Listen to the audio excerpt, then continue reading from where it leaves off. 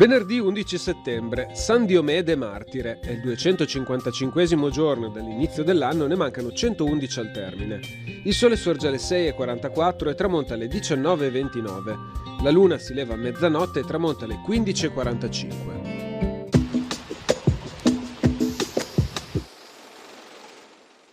Il Senato Veneto decreta che gli ambasciatori della Repubblica sono tenuti a presentare, al loro ritorno in patria, i doni ricevuti dalle potenze straniere.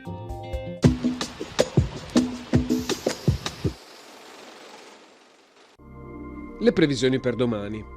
Cielo in prevalenza poco o parzialmente nuvoloso, sui monti nel pomeriggio a tratti nuvoloso. Precipitazioni, sulla pianura assenti, sui monti probabilità bassa per piovaschi, rovesci temporali locali nel pomeriggio. Temperature rispetto al giorno precedente sulla pianura saranno stazionarie e sui monti in aumento leggero o moderato.